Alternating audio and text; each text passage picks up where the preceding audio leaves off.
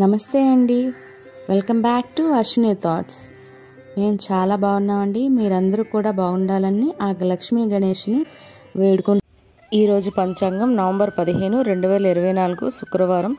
ఈరోజు తిథి నక్షత్రం ఏంటి, అదే సమయం వరకు ఉంది. ఈరోజు శుభ అశుభ గడియలు ఏంటి, వీటితో పాటుగా ఈరోజు మంచిదేననే విషయం కూడా చూద్దామండి. స్కిప్ చేయకుండా వీడియో ఎండింగ్ వరకు చూడండి. శ్రీ క్రోధనామ సంవత్సరం దక్షిణాయనం, శరత్ ఋతువు, కార్తీక మాసం, శుక్లపక్షం. సూర్యోదయం ఉదయం 6:11 సూర్యాస్తమయం సాయంత్రం 5:33. మరి ఈరోజు తిథి ఏంటి, అదే సమయం వరకు ఉంది. ఇప్పుడు చూద్దాము. ఈరోజు తిథి కార్తీక శుక్ల పౌర్ణమి. పౌర్ణమి తిథి నవంబర్ 15, శుక్రవారం తెల్లవారితే 5:20 నవంబర్ 16 శనివారం తెల్లవారితే 3:07 వరకు పౌర్ణమి తిథి అనేది ఉందండి. అంటే శుక్రవారం మనకు పూర్తిగా పౌర్ణమి తిథి ఉంది. తగులు మిగులు అనేవి లేవండి, పూర్తిగా ఉంది. మరి తదుపరి కార్తీక బహుళ పాడ్యమి తిథి ప్రారంభమవుతుంది.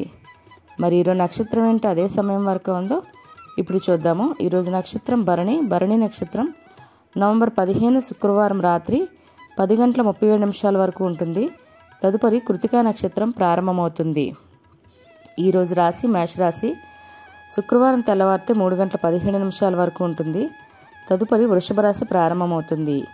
యోగం వేతపాత ఉదయం 7:29 వరకు. తదుపరి వారియాన రేపు తెల్లవారితే అనగా శనివారం తెల్లవారితే 3:22 వరకు ఉంటుంది. తదుపరి పరిగ. కరణం విష్టి సాయంత్రం 4:38 వరకు. తదుపరి భవ రేపు తెల్లవారితే అనగా శనివారం తెల్లవారితే 3 గంటల వరకు. తదుపరి బాలవ కౌలవ. చూసారు కదండి. ఇప్పుడు ఈరోజు శుభ అశుభ గడియలు చూద్దాము. ముందుగా అశుభ గడియల్లో వర్జం ఉదయం 9:07 నుండి ఉదయం 10:37 వరకు. దుర్ముహూర్తం ఉదయం 8:18 నుండి ఉదయం 9:04 వరకు. తిరిగి దుర్ముహూర్తం మధ్యాహ్నం 12:07 నుండి మధ్యాహ్నం 12:52 వరకు. రాహుకాలం ఉదయం 10:30 నుండి మధ్యాహ్నం 12 గంటల వరకు. యమగండం మధ్యాహ్నం 3 గంటల నుండి సాయంత్రం 4:30 వరకు. గుళిక కాలం ఉదయం 8:04 నుండి ఉదయం 9:24 వరకు. ఇవన్నీ ఈరోజు అశుభ సమయాలండి.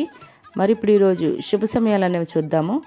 శుభ సమయాల్లో ముందుగా బ్రహ్మ ముహూర్తం తెల్లవారితే 4:48 నుండి తెల్లవారితే 5:36 వరకు.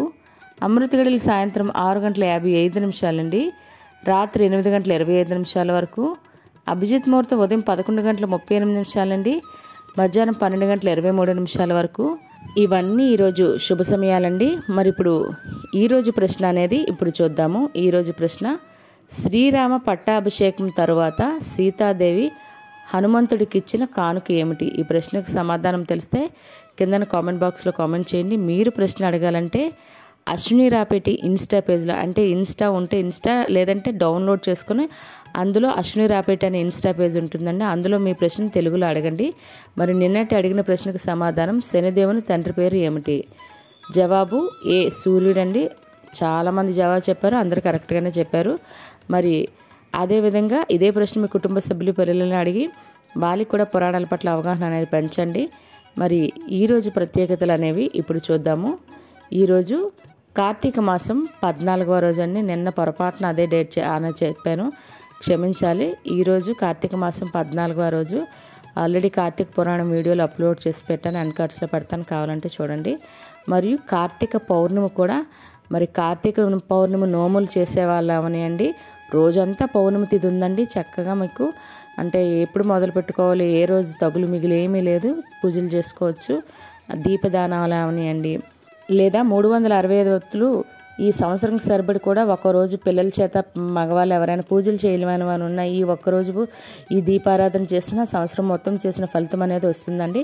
కాబట్టి తప్పకుండా సూర్యోదయానికి ముందు ఉదయానైనా లేదా సూర్యాస్తమయం తర్వాత అయినా ఈ 365 ఒత్తులు ఎవరికి వాళ్ళు వెలిగించినా పర్వాలేదు, లేదు కుదరని పక్షంలో వారి పేరు చెప్పి మనమైనా వెలిగించవచ్చండి. కాబట్టి తప్పకుండా వినియోగించుకోండి. మరియు ఈరోజు గురునానక్ జయంతి అండి. మరియు జార్ఖండ్ ఫౌండేషన్ డే కూడా ఈరోజు. మరియు స్వతంత్ర సమరయోధుడు వినోబా భావే మరియు కూచిపూడి నృత్య కళాకారుడు వేదాంతం సత్యనారాయణ గారు మరియు నటుడు కృష్ణ గారి వర్ధంతి అండి ఈరోజు. మరియు టెన్నిస్ క్రీడాకారిణి సానియా మీర్జా గారు పుట్టినరోజు అండి. వారికి మన ఛానల్ తరపున పుట్టినరోజు శుభాకాంక్షలు అయితే తెలియజేస్తున్నాను. కార్తీక పౌర్ణమి రోజు నోములు లేని వాళ్ళు ఉన్నా, నోములు నోచే వాళ్ళు ఉన్నా ఈ కార్తీక పౌర్ణమి రోజు కార్తీక పౌర్ణమి ప్రధాన కథ అనేది ఉందండి. ఆ కథ అయితే ఆల్రెడీ వీడియోలో ఎన్కార్డ్స్లో పెడతాను, తప్పకుండా వినండి. అంటే మనం ఆ పూజ చేసినంత ఫలితాన్ని అయితే మనం కార్తీక పౌర్ణమి ఆచరించిన ఫలితాన్ని అయితే పొందవచ్చు. తప్పకుండా కార్తీక పౌర్ణమి కథ అయితే వినండి. మరి ఇప్పుడు ఈరోజు మంచిదేనా అనే విషయం చూద్దాము.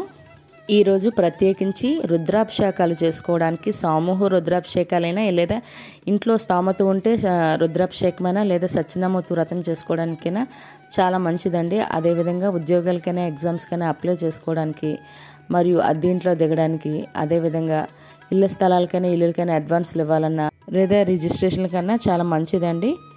చూసారు కదండి ఈరోజు పంచాంగం. ఈ వీడియో నచ్చినట్లయితే మీ ఫ్రెండ్స్ అని మీ ఫ్యామిలీ మెంబర్స్ కానీ ఈ వీడియో అవసరం అనుకుంటే వాళ్ళకి ఈ వీడియో ఫార్వర్డ్ చేయండి. మరిన్ని ఇంట్రెస్టింగ్ వీడియోల కోసం అశ్విని థాట్స్ ఛానల్ని సబ్స్క్రైబ్ చేసుకోండి. బెల్ బటన్ టచ్ చేసినట్లయితే ప్రతి నా వీడియో మీకు నోటిఫికేషన్ కింద వస్తుంది. ధన్యవాదములు.